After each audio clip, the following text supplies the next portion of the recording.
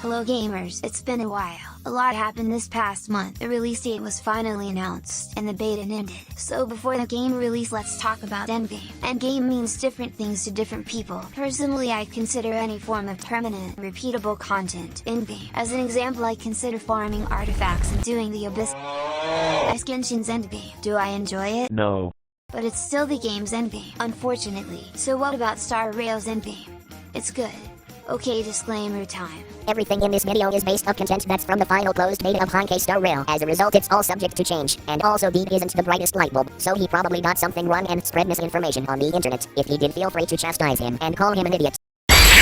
Now that he's been dealt with, let's talk about the Forgotten Hall. The Forgotten Hall is one of Star Rail's 2 permanent game modes. You need to complete each shard within a set amount of turns, and you have to complete the stage with no more than 1 death to receive all 3 stars, and you're rewarded for how many stars you've gotten across all stages. So even though I only got 1 star in stage 14 and 2 in stage 15, I was still eligible for a reward since it counts collective stars. You can get like 1800 stellar jade from this, as well as some other rewards, which is very nice, although these rewards are one time only. The Memory of Chaos is unlocked after beating stage 15 of the Forgotten Hall. There's 10 stages here and they're way more challenging, but it's worth it though, since you get 600 jade for beating all the stages with 3 stars, and it resets weekly. So if you were to get 30 stars on all floors for any entire year, you would get around 31,200 jade, or about 195 passes of your choice. So don't miss out.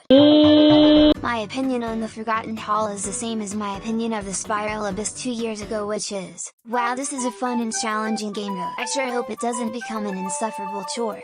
If only I knew what was coming. Perhaps it would have saved my mouse. Anyway, let's start off with the positives, and one I'm personally very excited for is the fact that it resets weekly. There's the obvious benefit of more rewards compared to a twice-a-month system like Genshin, but it also gives you more reasons to log on throughout a patch, and the fights themselves didn't feel like simple DPS checks. I actually had to think for most of them. But the problem with time trial modes is that they can become hell on earth if mismanaged, like the Spiral Abyss, but I have faith that they know what they're doing. At least I hope so. I swear to all things holy, if I have to fight another version of that overgrown tapeworm with a flower for an ass, I'm going to kill. Relics are quite a big topic, and they definitely deserve their own video. So here's the cliff notes on how they work. Relics are Star Rail's gear system, and they're based off the artifacts system from Genshin. There are 6 slots in 2 different categories. Relics and planar ornaments are farmed separately and treated as separate pieces. Relics come in sets of 4 and planar ornaments come in sets of 2. There are way more additions and changes, but I'll go into those on a later date.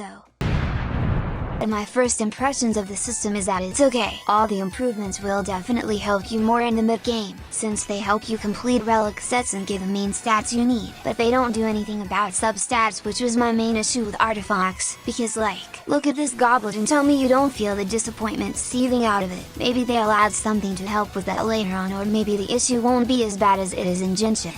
Who knows? I can't predict the future.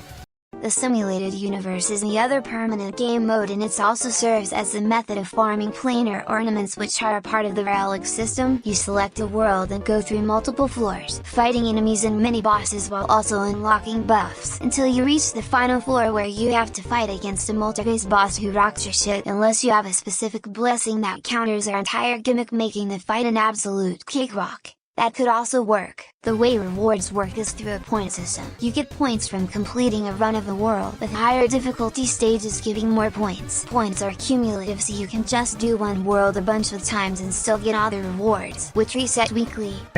Seeing as the Simulated Universe is gonna change a lot by the time release comes around, I'm gonna hold off from discussing it too much in this video, but for my first impressions, I really like this mode. You can make a ton of different strategies thanks to all the buffs and resonances. The bosses are sorta challenging but not too difficult once you understand how they work and have good enough gear. I also like how the reward system was handled. This way you can get all the rewards even without the most meta or well-built characters. So newbies would still be able to access all the rewards, and some of them are really nice. Another thing I really like about the Simulated Universe is the Herda Shop, which uses tickets you earn from weekly rewards and first time clears. The shop lets you get 5 starlight cones, and they're actually pretty good from the looks of things, and you can even unlock their refinements for free. There's also a lot of potential for challenge runs here. Like I don't know Nuzlocke, who knows? It's not like somebody stayed up recording 4 hours of footage right before the beta ended because they had this idea while they were about to fall asleep. That would be stupid.